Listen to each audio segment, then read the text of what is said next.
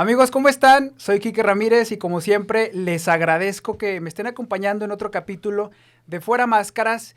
Y oigan, hoy les traigo a todos ustedes un capítulo muy interesante porque va a tratar de alguna de nuestras raíces o alguna de nuestras tradiciones más importantes aquí en México. Y para eso, hoy tengo de invitado a un divulgador de historia que es Adrián Alvarado. Adrián, gracias por aceptar esta invitación. No, hombre, gracias a ti por invitarme. Oye, Tenía ¿cómo muchas estás? ganas. Muy bien, ¿y Emocionado. tú? Sí, fíjate, pues es la primera vez que me siento en un espacio así a platicar de estos temas, entonces sí, bastante entusiasmado. Y ansioso por contar lo que sabes, porque ahorita justo hablábamos fuera de cámaras, nos decías, soy divulgador de historia, que ahorita nos vas a decir, pues, ¿qué es divulgador para la gente allá que no empiece como que a decir de que, ¿qué es? Quiero. O sea, tú Claro, vas a decir, eres un seguidor, un fanático de la historia y eso creo que es muy importante porque el amar y el abrazar a nuestras raíces como mexicanos es muy importante, ¿no? claro. Pues es que justo, o sea, amar algo es conocerlo y respetarlo, entonces uno como fanático de la historia, como aficionado a esto, pues es básicamente una persona que siempre quiere conocer más sobre por qué existen las cosas que existen, por qué somos como somos, por qué hacemos lo que hacemos. Entonces, pues en ese sentido, para mí divulgar la historia es simplemente compartir la pasión que me transmite a mí, poder conocer las cosas que existen a mi alrededor y poder armar el rompecabezas de por qué existen. Claro. Sí, Y también creo que es importante, como tú mencionas, el hecho de, pues, entender lo que somos. Y me gustaría iniciar por ahí, es decir, claro. somos mexicanos, pero ahorita se habla mucho de abrazar a nuestras raíces y amar nuestras raíces indígenas, lo cual está perfecto, es algo muy bonito, pero me gustaría que también nos contaras por qué el mexicano tiene este como rechazo a todo lo castellano, a todo lo español, porque si es verdad, que ahorita tú nos comentas más al respecto, somos mestizos, somos una mezcla de lo castellano y de los pueblos nahuas que estaban aquí en el Valle de México. Por supuesto.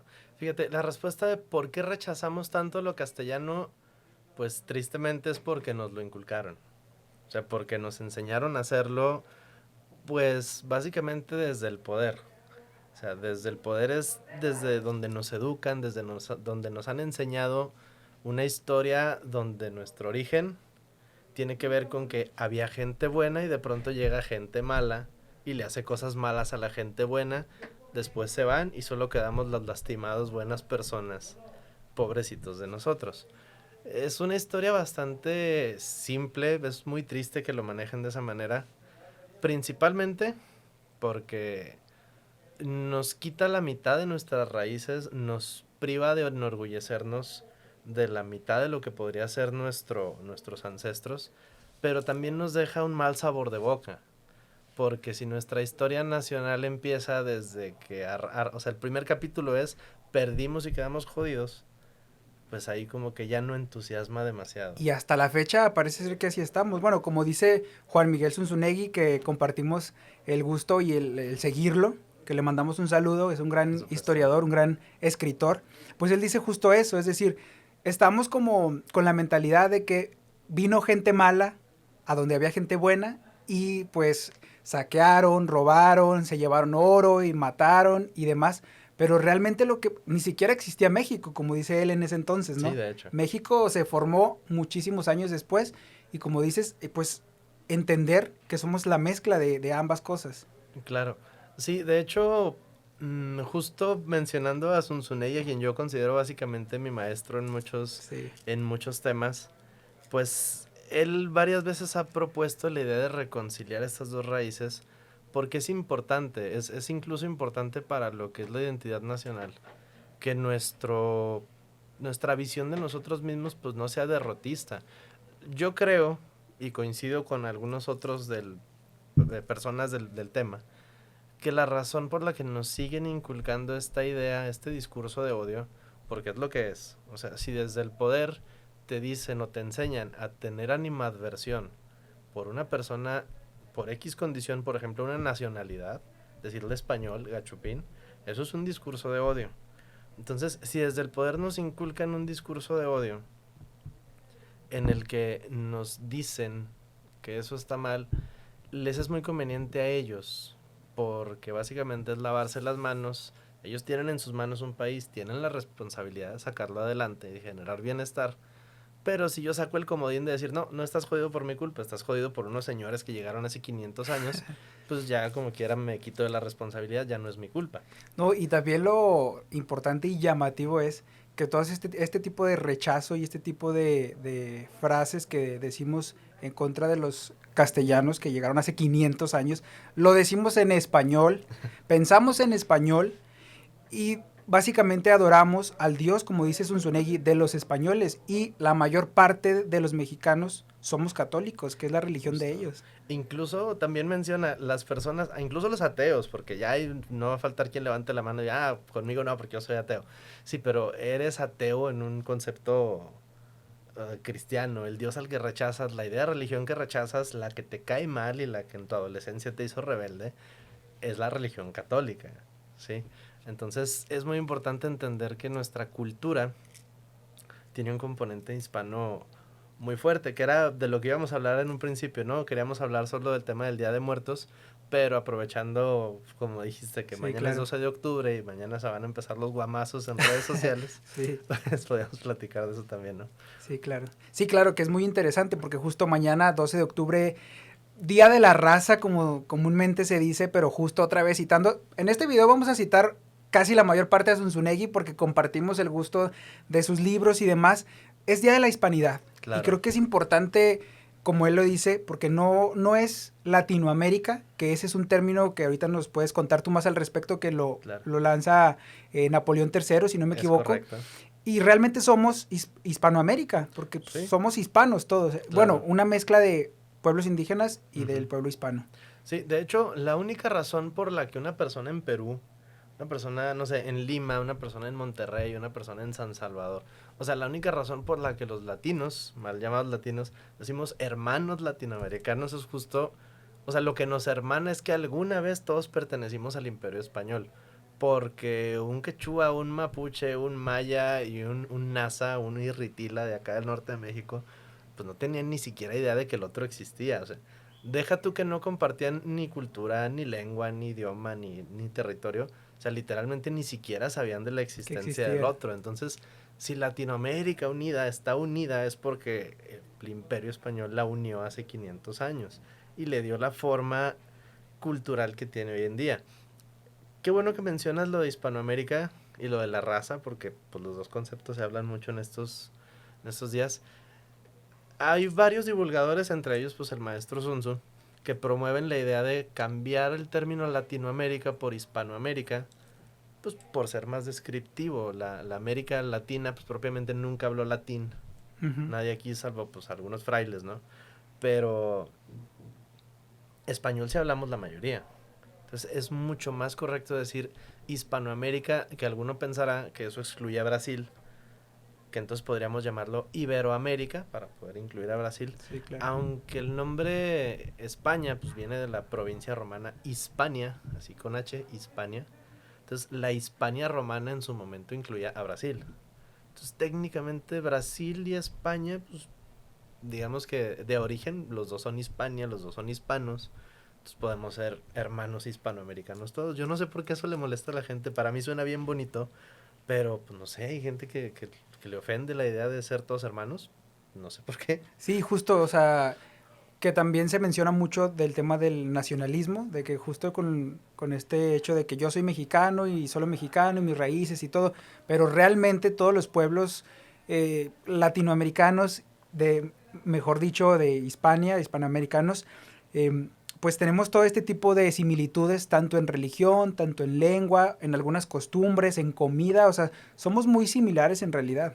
De hecho, incluso en la mayoría, si tú vas a algún pueblito rural en España, tomas foto de la plaza de la iglesia y vas a cualquier pueblito en algún lugar de América Latina, hispana, pues, tomas foto del centro histórico de algún municipio de aquí, es difícil distinguir cuál está en dónde. Realmente estamos hablando de una cultura que creció a la par. Porque siempre como que imaginamos que como que llega a España, destruye todo, saquea todo, se queda con todo. Pero pues honestamente estamos hablando de una España que llega y trata de imitarse, trata de duplicarse justo. en los sitios. Y se nota mucho. Yo creo que ve al centro histórico del municipio que te dé la gana y se nota esa influencia hispana. No, y yo creo que también es muy visible, por ejemplo, todo lo que hacía el imperio inglés, a donde llegaba, a la diferencia de lo que hacía el pueblo pues castellano, el pueblo español, que a donde llegaba, justo como dices, replicaba su forma de vida, tanto así que, por ejemplo, la Ciudad de México en algún momento fue más importante que Madrid. Sí, por supuesto. La Nueva España era probablemente el territorio más rico y más próspero de todo el imperio español.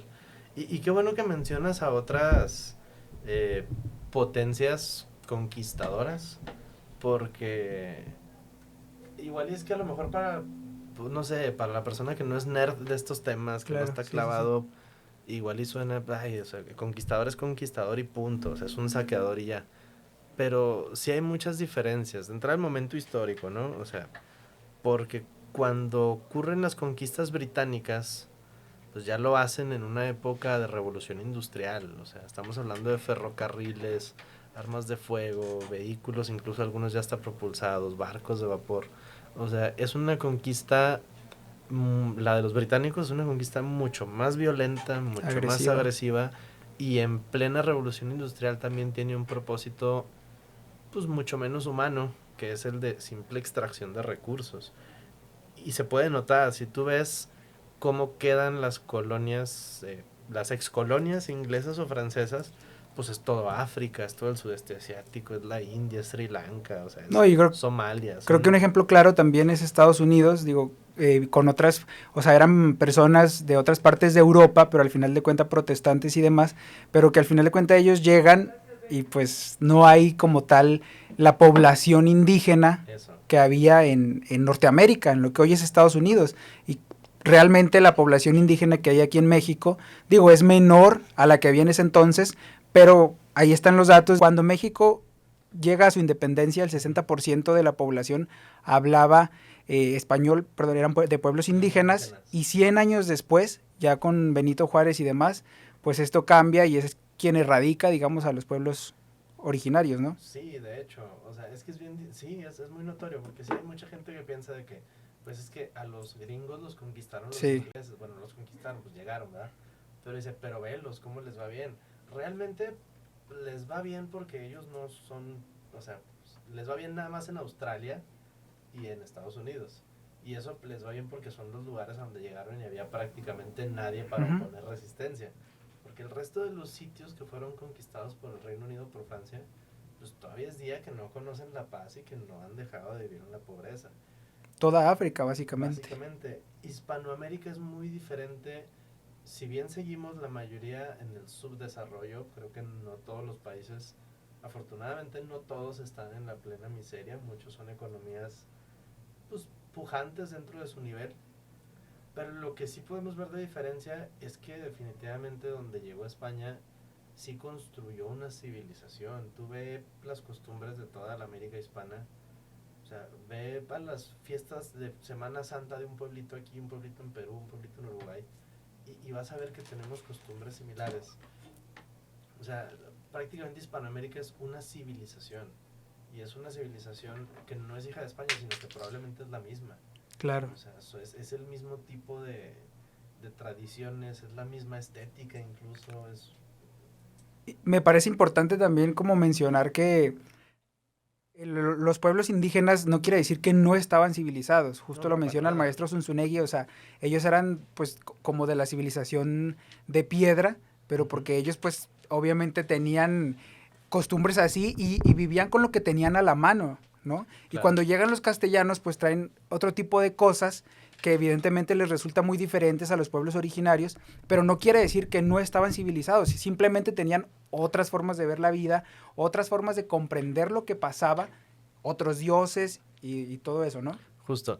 Sí, y es que es importante entender que cuando uno habla de grados de civilización no se refiere a gente inferior y gente superior, porque sí hay que decirlo, las civilizaciones de América prehispánica eran efectivamente civilizaciones, porque la palabra civilización viene de civitas, de ciudad. Construían ciudades, construían relaciones políticas, comerciales, religiosas. Efectivamente, América ya conocía la civilización. Aquí había civilizaciones muy desarrolladas, ninguna de ellas superando la edad de piedra, que también hay que aclarar que edad de piedra no suena coloquialmente. No es despectivo, pues. No, no es despectivo, aunque sí a la persona de a pie pues le dices edad de piedra, piensa en un cavernícola, piensa en un casi salvaje.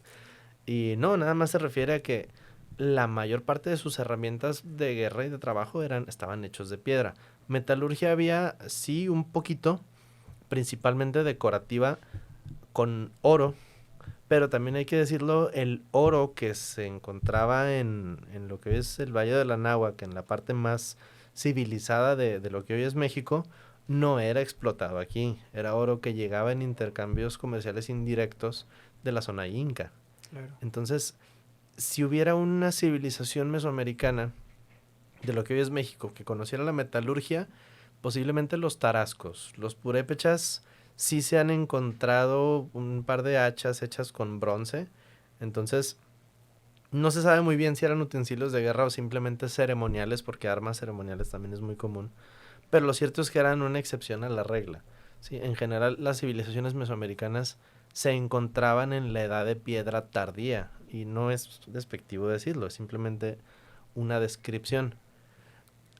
Hay un autor, un antropólogo que se llama Jared Diamond, tiene un libro muy bueno que se llama Armas, Gérmenes y Acero, y en ese libro da una explicación bastante convincente y lógica de por qué esa diferencia de cultura, o sea, por qué cuando los mexicas estaban construyendo pirámides, algunos acueductos, calzadas, pero sus edificios no superaban los 3 o 4 pisos, Uh-huh. porque ellos navegaban en canoas, por qué los europeos estaban utilizando barcos de vela dando la vuelta al mundo, tenían imprenta, telescopios, microscopios, bueno, microscopios no, telescopios, tenían capitalismo, tenían inversiones, tenían fondos de bolsa, o sea, ¿por qué esta diferencia cultural tan abismal?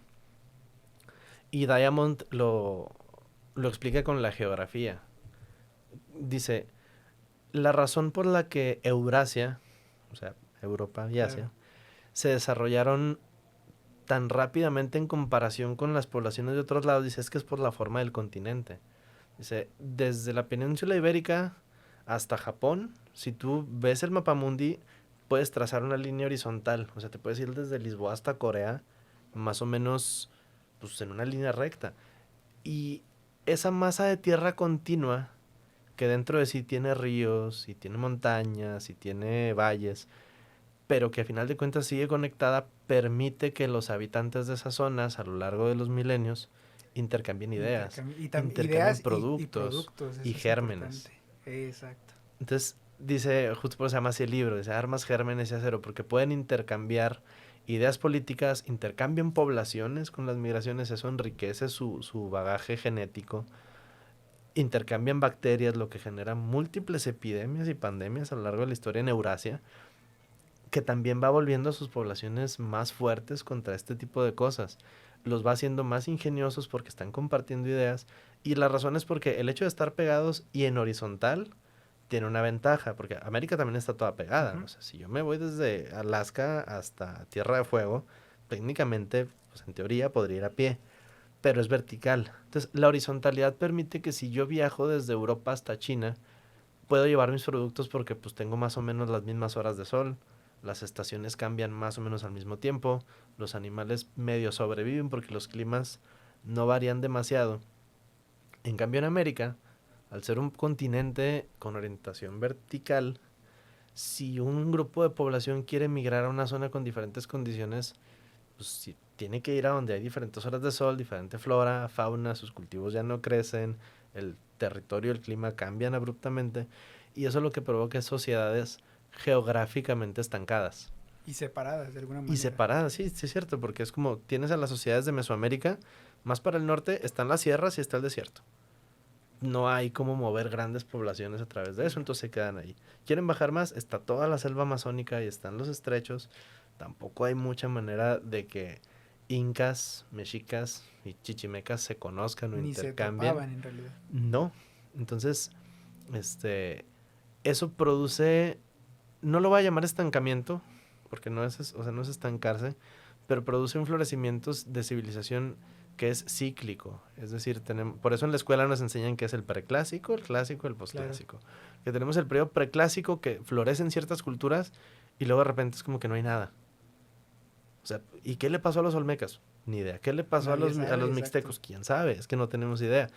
Después aparece la cultura de Teotihuacán, aparecen los mayas, y es como que, pues mira, tenemos registros de que florecieron, hicieron grandes centros ceremoniales de edificaciones, intercambiaban y de repente, y otra vez ya no sabemos qué les pasó. No, y creo que es justo ahorita que tocas a las culturas mesoamericanas, es importante hablar de ellas y obviamente pues la más conocida es la mexica, la azteca, como también se conoce, claro. Pero justo es importante mencionar que ellos llegan casi al final de que llegaran los castellanos, es decir, llegan alrededor de 1200 me parece al Valle de la Náhuac, por ahí. Correcto.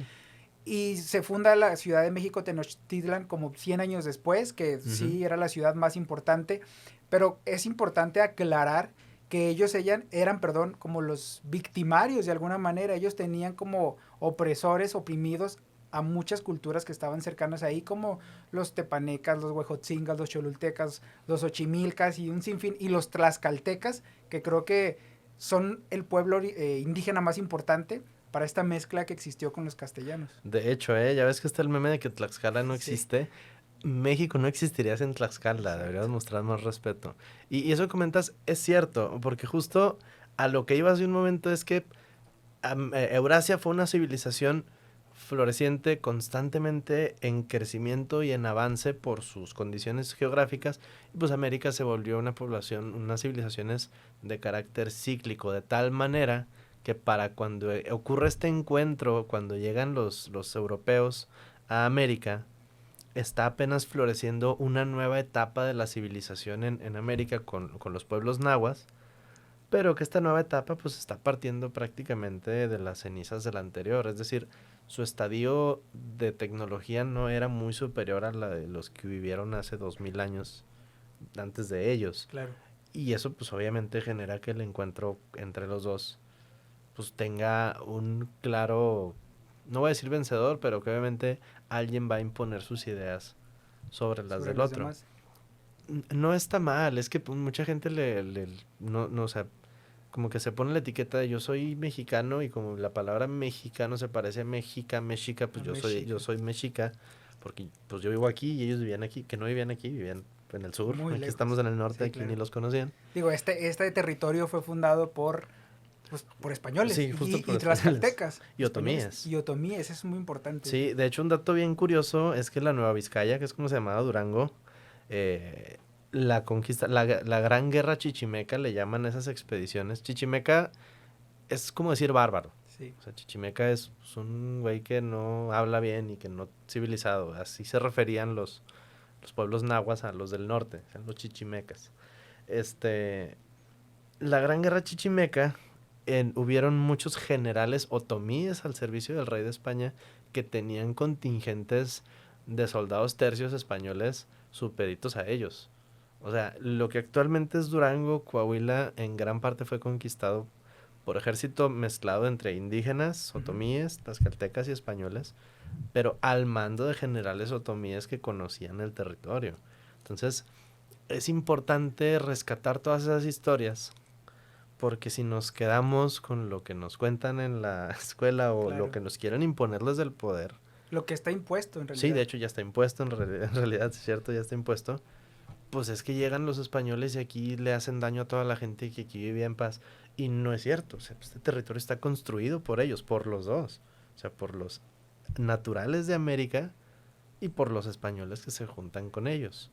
Y hace rato mencionaste, entonces, ¿por qué ahorita está tan... ¿Por qué el indígena mexicano está tan abajo? ¿Por qué el descendiente europeo está tan arriba?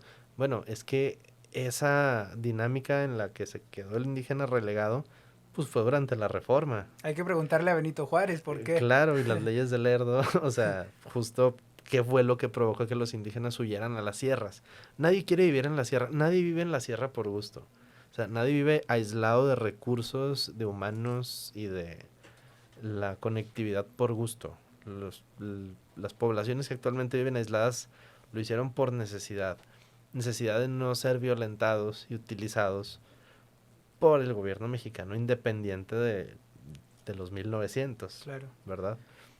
Oye, No por los españoles. claro, oye, pues ya pasando un poquito al tema que veníamos a tocar Sí, desde un cierto. inicio, que es el Día de Muertos, pues es importante aclarar también, digo, puede causar mucha controversia esto, pero nos vas a Claro. contar tú al respecto de que el Día de Muertos y esta celebración que tenemos aquí en México tan arraigada, meramente es española, no es Casi. tanto indígena como se dice, es una mezcla, obviamente como tal, de las dos culturas, pero el Día de los Fieles Difuntos se celebra desde el año 998 y empieza en Europa y viene de origen de los celtas. ¿Nos puedes contar al respecto? Sí, de hecho, para rastrear el origen del Día de Muertos, yo sé que a todos nos dicen que es una fiesta prehispánica, milenaria, ancestral. Si es milenaria, si es ancestral, nada más que llegó en barco.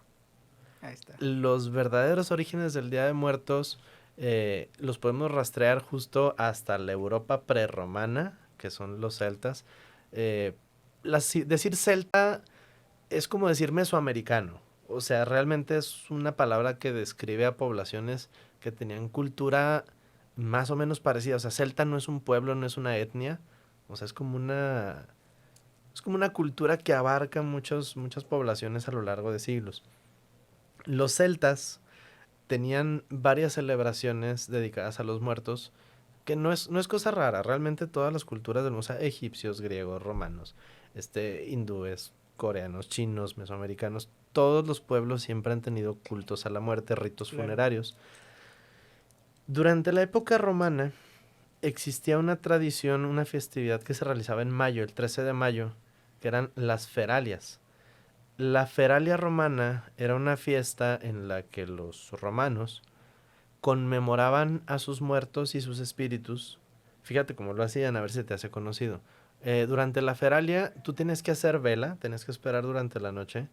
A tus muertos tenías que ponerle un altar con una pintura o una escultura tallada de él.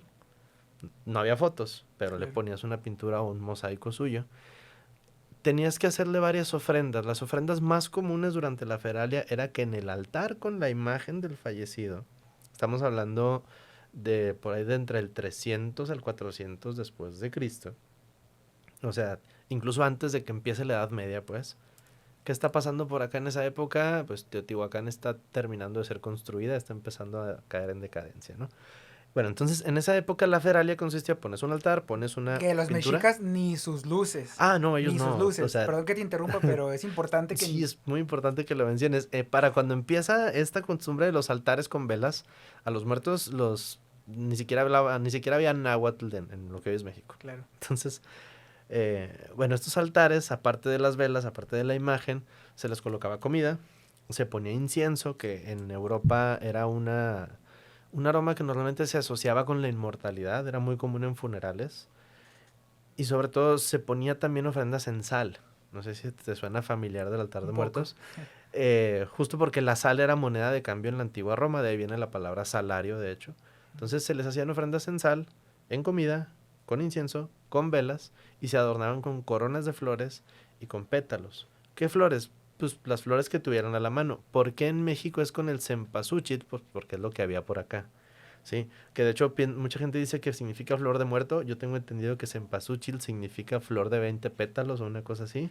Y que se usaba como condimento. No hay registro de que el cempasúchil fuera ceremonial. Era comida. Y también importante aclarar que los pueblos nahuas, en específico los mexicas o Ujú. los pueblos del Valle de México, no tenían esta celebración del 2 de noviembre, del Día de Muertos, sino me parece que ellos separaban los meses en cada 18 días o en Sí, veintenas, sí, es en que tenían meses veintenas. lunares. Bueno, Sí, nosotros exacto. también, pero ellos los Ajá. separaban así. Y la celebración que ellos hacían, de alguna manera, la muerte me parece que era en marzo, junio y octubre, pero Justo. nada que ver con el altar del Día de Muertos que al día de hoy tenemos en México. No, y es que tiene que ver con que la visión de la muerte mexica que es la que conocemos, que hay que decir mexica y no mesoamericana o prehispánica, porque pues tú ya mencionaste varias veces, los mexica pues son un periodo bien cortito de lo que es Mesoamérica. Mesoamérica duró 3000 años con civilizaciones, y resumir eso a solo los mexica, pues no está tan chido. El tema es que el mexica, pues como su visión de los muertos, de la muerte, tenía más que ver con su forma politeísta, pues tenían varias fiestas para conmemorar la muerte, pero no eran fiestas a los muertos, sino que como según ellos, tu manera de morir te mandaba a un inframundo o a otro. Lo que pasa es que cada inframundo tenía su dios particular. Teníamos a Tlaloc, teníamos hasta Mictlantecutli, o sea, no me acuerdo cómo se llamaba quien regía el Chichimabanauco, no sé si lo pronuncié bien. Pero la cosa es que como cada dios tenía su inframundo particular, pues cada dios tenía su fiesta particular. Y cuando caía la fiesta de esa deidad en específico, de paso se conmemoraba a los muertos que caían en su inframundo según su forma de muerte. Entonces, eso no se parece al Día de Muertos. En cambio, lo de poner altares con la imagen, con comida, con velas y estar pidiendo por su alma, se me hace que sí se parece un poquito más. Esa costumbre era romana. Justo por ahí hay una anécdota en la que dicen que en cierto año, por estar en guerra, un general ordenó a sus tropas no festejar la Feralia, les dijo que no había tiempo, y que en la noche los muertos se levantaron a jalar las patas. Una cosa así, dice la anécdota, que se fueron a provocar males en el campamento, y que de ahí se estableció que no se podía no celebrar la Feralia, que era el 13 de mayo. Y la razón por la que se mueve a noviembre, finales de octubre, es porque cuando Roma conquista toda Europa, principalmente de cultura celta, en algún momento Roma pues se terminó haciendo cristiana. Ya estamos hablando ya del siglo V en delante, del 400 y yule, para arriba. Sí. Entonces, cuando Roma ya es cristiana, su feralia ya dejó de ser a los dioses paganos, ahora es a su dios cristiano. Cambiaron los nichos con diferentes dioses por diferentes santos nada más, pero la fiesta era básicamente la misma. El tema es que se parecía mucho a una festividad celta que ocurría el 31 de octubre, que se llamaba Samhain, que era muy similar, y la cosa era, los romanos, los cristianos, querían que el Samhain quedara por debajo de la fiesta de los fieles difuntos o de todos los... Y es cuando se inventan la fiesta de todos los santos. Deciden, vamos a quitarla de mayo, vamos a moverla al 1 de noviembre para que ese Samhain se convierta en la víspera de todos los santos. Entonces el Samhain pasa a ser el All Hallows Eve, que luego lo convierten en... O sea, la palabra termina derivando en Halloween. Lo cual es irónico porque a mí en la escuela me decían que rechazara Halloween, que porque era comercial, y que aceptara el Día de Muertos porque era tradicional. Y investigando me doy cuenta que el Samhain, el Halloween, es una fiesta que le lleva miles de años de ventaja a lo que es el Día de Muertos, y que en realidad el que vino a imponerse para que el otro quedara palidecido, pues resulta que fue el Día de los Fieles Difuntos. Entonces, me parece bastante irónico que a mí me lo enseñaron al revés, pero pues bueno, las cosas como son, ¿verdad? No como me las dijeron. No, a todos en la escuela nos enseñaron justo eso, como de, no, Halloween no, porque no es mexicano. O incluso la misma religión. Justo, o de sea, hecho. Sí, porque desde chiquito, o sea, te inculcan a no te disfraces, no esto, pero tienes que amar tus raíces del Día de Muertos y pone el altar y demás. Pero pues al final de cuentas, las dos son raíces europeas, y quien impone, de alguna manera imponer la festividad del Día de Muertos, bueno, son los castellanos que se quedan aquí y los que al final de cuentas pues fundan lo que hoy es México muchos años después. Justo, porque de hecho Europa, cuando celebraba su víspera de Todos los Santos y su Día de los Fieles Difuntos, pues lo que hace es que sacan las reliquias de las iglesias el 1 de noviembre. Las reliquias pues pueden ser pues, un pedacito de tela, un dedo, una mano. Hay reliquias espantosas en iglesias de Europa de que el cráneo de Santa no sé quién. Hay algunas más simples, como, no sé, el anillo de San quién sabe quién, ¿verdad? Entonces, la tradición era, sacan las reliquias para que los fieles pudieran orar frente a ellas y pedir favores o agradecer. El tema es que esa tradición empieza a cambiar un poco a partir del siglo XIV, que a ti que te gusta la historia igual y te suena una cosa muy fea que pasa en Europa en el siglo XIV, que tiene que ver con una enfermedad. Y estamos hablando de la peste negra. Claro. La peste negra, al matar a la tercera parte de la población en Europa, les cambia completamente la mentalidad. Si tú ves el arte del siglo XIV, tú puedes ver que las pinturas, las esculturas, incluso la música sacra, están repletas de motivos de muerte. O sea, todo es requiem en esa época. Tú puedes ver que en todas las iglesias en alguna parte está la frase en latín, memento mori. Recuerda que morirás. Entonces, la peste negra marca mucho Europa y justo en esta época en la que la gente está ya tan acostumbrada a la muerte, resulta que en la fiesta de Todos los Santos se dan cuenta que la mayoría de las oraciones que la gente hace ante las reliquias son, por favor que mi fallecido llegue al cielo, por favor que esté bien. Entonces empieza a hacerse costumbre de que en fiesta de Todos los Santos prácticamente todas las oraciones tienen que ver con nuestros difuntos. Y es cuando ya oficialmente establecen, se va a llamar así tal cual, Día de Muertos o Día de los Muertos. Entonces, cuando los castellanos llegan a América en el siglo XVI, a principios, pues muchos de ellos todavía mantienen estas costumbres y simplemente las replican acá. O sea, ellos el 1 de noviembre sacan las reliquias de las iglesias, oran por sus muertos, hacen vela, les ponen altares, les ponen comida, les ponen velas. Eso normalmente se hacía en los cementerios. Pero como eventualmente se hacían multitudes tan grandes y los ensuciaban tanto, en ese entonces la iglesia era quien se encargaba de los entierros, como ensuciaban tanto los cementerios, en México por lo menos fue en 1821 la primera vez que el gobierno virreinal, porque ya sé que Hidalgo se levantó en armas en 1810, pero la firma de esto ya es México y esto es independiente hasta el 1827. Sí. Entonces, en 1821 el gobierno virreinal de la Nueva España dictamina como oficial el Día de Muertos por primera vez el 2 de noviembre de 1821. Hace una fiesta en el Zócalo de la Ciudad de México y es, ok, vayan y hagan sus oraciones de la fiesta de los fieles difuntos, donde por cierto existía la tradición europea de hacer panecitos en forma de huesos y calaveras. Eh, Algunas frutas que eran, por ejemplo, en Italia el 2 de noviembre hacen un dulcecito que le llaman frutti di morti, que son como gomitas, pero con forma de huesos y calaveritas. O sea, es que así que es bien triste, pero es que neta ni siquiera eso es... O sea, es suena o feo, sea, pero ni siquiera la parte de la calaverita de azúcar claro. es propiamente... O sea, la fiesta del Día de Muertos es mexicana. O sea, Sí. nosotros agarramos las costumbres, la imbuimos de nuestras creencias, nuestras pasiones, nuestra cultura. Y el Día de Muertos colorido y festivo que conocemos ahorita es una fiesta nuestra, es del pueblo de México. Nada más estamos hablando de sus orígenes, Claro. ¿verdad? Y aceptar, digo, es importante Sí, aceptar esos claro. orígenes, Es ¿no? muy importante saber de dónde vienes. No Exacto. quiere decir que te vayas a quedar ahí, pero hay que Claro. conocer de dónde venimos. Entonces, esta fiesta la hacen oficial y es como que, ok, ya terminaron su fiesta de oraciones, sus peregrinaciones, su acompañamiento con flores y velas en el panteón. Pues ahora sigue la fiesta. Amanezcanla para que el 2 de noviembre pues sea la verbena de los muertos, que es como se llama la festividad. Y pues había comida, había música, había teatro guiñol en todo el Zócalo de la Ciudad de México. Y se mantiene esa tradición. Incluso existen textos por ahí de la época de la Reforma, o sea, de lo que es el siglo XIX en México, ya tardío, donde escritores como por ejemplo Manuel Altamirano tiene por ahí un libro donde le está explicando a un extranjero ciertas tradiciones mexicanas y habla bien mal del Día de Muertos, Manuel Altamirano.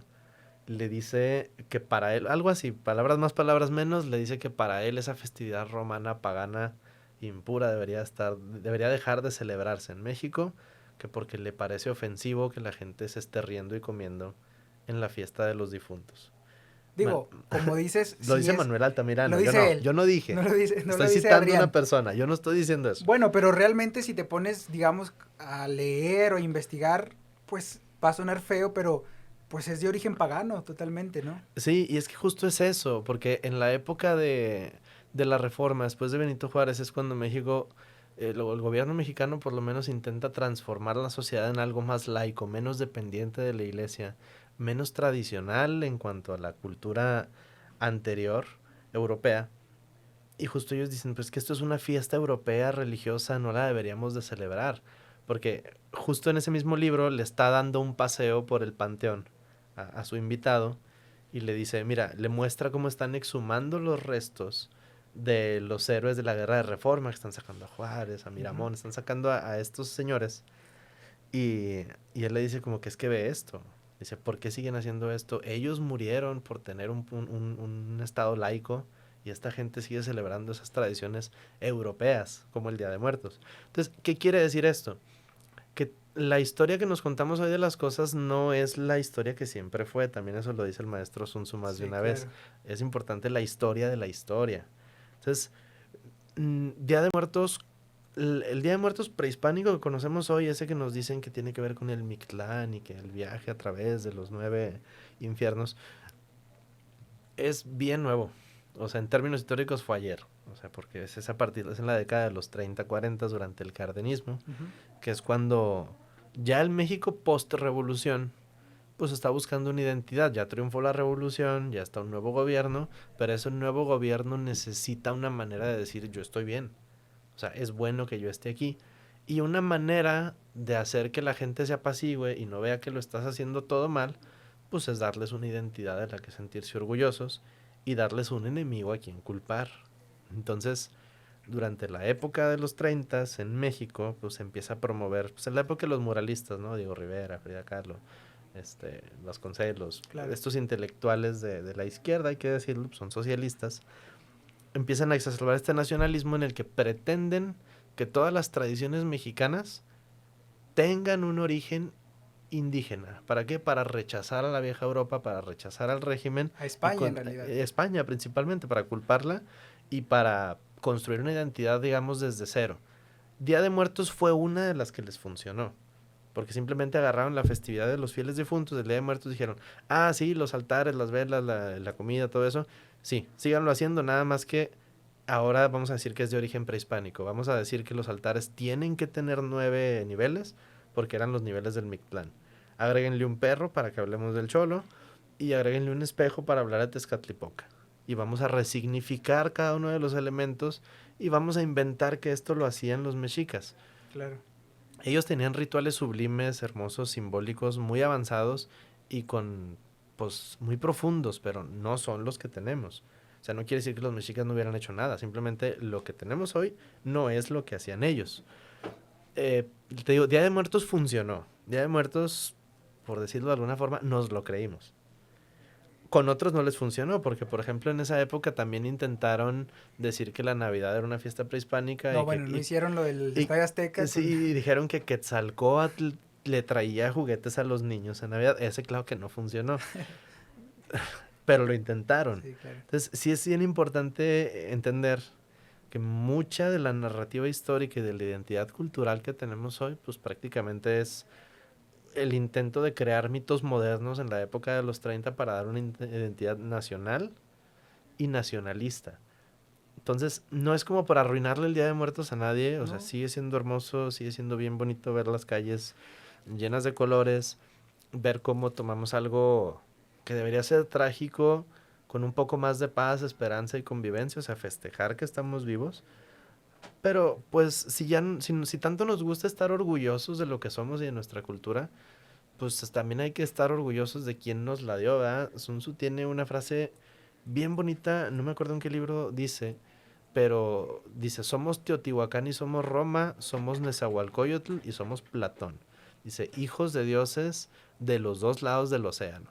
Y a mí se me hace bien bonito eh, percibir nuestra cultura mexicana como una mezcla de lo mejor de los dos lados del mundo, no como la imposición violenta de uno sobre el otro. Porque si analizamos la historia, no fue así.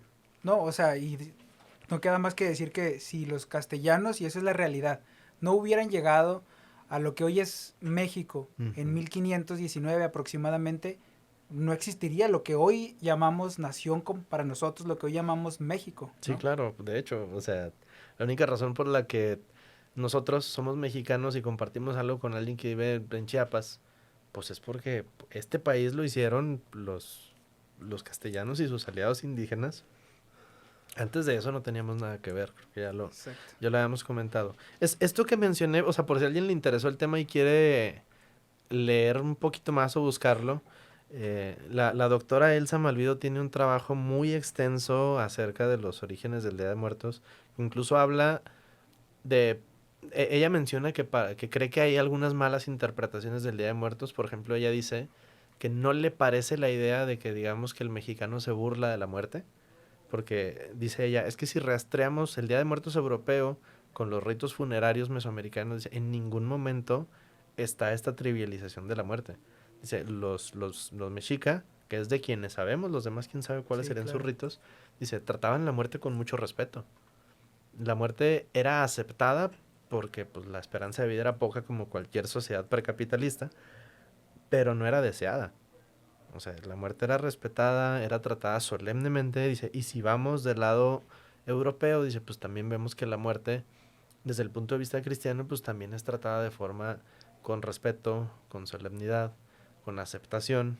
Te digo, este tema de Memento Mori, que, fíjate, era costumbre ya en México, que en la fiesta de los fieles difuntos, los manteles de las iglesias, normalmente los manteles se cambian a lo largo del año de color y tienen diferentes significados. Por ejemplo, el verde significa que es tiempo ordinario, el blanco se usa en festividades relacionadas con el Espíritu Santo, el rojo en festividades relacionadas con Cristo, el morado cuando es tiempo de preparación.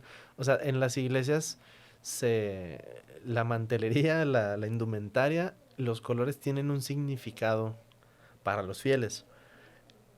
Anteriormente, durante la fiesta de los fieles difuntos, se usaba poner mantelería decorada con cráneos. Y con esta frase, Memento Mori, recuerda que morirás. Hay fotografías del siglo XIX en México de que era común durante el Día de Muertos, los fieles difuntos, que se ponían calaveras de papel grandes afuera de las iglesias para recibir a los fieles a misa y decían Memento Mori. O sea, a la fiesta de los fieles difuntos, a la misa, es una tradición europea, la hacían también allá, Sí, claro. que era, pues, calaveras. Vas entrando y recuerda que tú también. Recuerda que tú también Que morirás. todos vamos para allá. Entonces, pues si tú vas y ves un desfile de Día de Muertos con calaveras de papel, todo cráneos, todo altares, todo velas, todo incienso, todo sal, pues es nuestra versión de la Feralia muy mexicana, o sea, muy nuestra, pero pues vamos a tratar de tomar en cuenta que nuestras ¿De dónde raíces viene? se Exacto. hunden en algo, o sea, y es hasta más bonito, o sea, pensar que nuestra cultura no es nada más una cosa de aquí que ha resistido, sino que nuestra cultura hunde raíces en todo el mundo y que somos hijos de gente y de culturas de todas partes del globo, a mí se me hace bien lindo. Claro. Adrián, ya para ir finalizando, Claro. eh, ¿por qué España no le tiene que pedir a México por la mal llamada conquista? Híjole, me van a odiar, ni modo. Este, creo que no le tienen que pedir disculpas a México porque España no conquistó México, ¿sí? De entrada el reino de Castilla y Aragón en alianza son los que llegan a lo que hoy es América. Todavía no estaban fundidos en un solo, en una sola entidad política, era una alianza. Entonces, el reino de España, como no había nada llamado reino de España, y llegan a un lugar en lo que tenemos es una zona árida al norte con tribus nómadas, seminómadas, un valle de la Náhuac con algunas ciudades grandes que tienen comercio y tienen sistemas políticos bastante simples, y una zona maya que pues ya está en franca decadencia, Ujú. que no hablan el mismo idioma, no tienen los mismos dioses, no tienen la misma división política, su cultura es tan parecida como la sería la de un español con un holandés, con un austriaco. O sea, sí hay similitudes, pero no podemos decir que son la misma gente. Entonces, España no conquista México porque no existe España, no existe México. Cuando los castellanos llegan a lo que hoy es México, pues prácticamente lo que hacen es se involucran en un panorama político que ya existía, que es que hay un imperio dominante, el imperio mexica, que decirle imperio también creo que no es tan preciso porque para ser imperio tienes que tener presencia política y militar allá donde conquistas. Y los mexicas no tenían presencia política, no tenían representantes ni tenían ejército en los lugares conquistados, simplemente les tenían amedrentados Y les y daban les tributos. exigían tributos, pero no, o sea, Roma, por ejemplo, es un imperio. O sea, Roma va y te pone el acueducto y te pone el ejército y te pone un circo y te pone calles y pone un gobernante que está permanentemente integrándote. El señorío mexica no hacía eso, el señorío mexica nada más imponía tributos. Entonces, creo yo que es incorrecto llamarlo imperio, pero el punto es que no tiene que pedir disculpas a México porque pues México es el resultado, o sea, México es hijo de las culturas de Mesoamérica más Castilla y los que llegaron después. Porque la identidad mexicana, o sea, lo que hoy representa México, se fue construyendo a fuego lento desde el siglo XVI hasta el siglo XIX. Son 300 años en los que de a poquito se va formando nuestra identidad. Lo que hoy es México no existía antes de 1519. Nuestra cultura de la que estamos tan orgullosos se fue cocinando de a poquito y estuvo lista para 1827. ¿Sí? Porque piensa, ¿qué es la música mexicana? Es mariachi. Son vientos, son cuerdas, son guitarras, son trompetas, son violines, vienen de Europa. ¿Sí? Claro. La escala principal que utilizan los mariachis es una escala de tipo árabe. O sea, no sé mucho de música, pero sé que ese sonido proviene de Arabia. Eh, Nuestro deporte nacional sigue siendo la charrería, me parece, ¿no? Bueno, el dominio y la maestría con el caballo, pues viene de Europa, aquí no había caballos. Nuestras fiestas principales, nuestras épocas más bonitas, que son, por ejemplo, para estas fechas, como que de septiembre en adelante arranca lo más bonito, pues está lleno de pan dulce. En diciembre, pues están las pastorelas, las peregrinaciones, la comida, los altares. Mm, Nuestro idioma, pues hablamos castellano, estamos hablando de la lengua de Castilla, o sea, claro que todavía permanecen algunas lenguas originarias que cabe destacar nunca fueron prohibidas en la Nueva España, o sea, España siempre respetó mucho por lo menos la lengua. Eh, por ejemplo, la primer lengua en la historia de la humanidad en tener su gramática escrita es el castellano, lo hizo Antonio de Nebrija, crea la gramática de la lengua de Castilla, ¿Y la segunda cuál fue? el El náhuatl, náhuatl. y también lo hicieron los españoles. Entonces, es bien importante entender eso porque te pueden decir que los españoles vinieron a castigar y a dominar y a oprimir a la gente, a los mexicanos, eso no pasó. No, aunque te lo digan 100 veces, no hay pruebas de eso. Si tú te metes a investigar la historia, te topas con todo lo contrario, topas que son 300 años de integración y de entendimiento mutuos.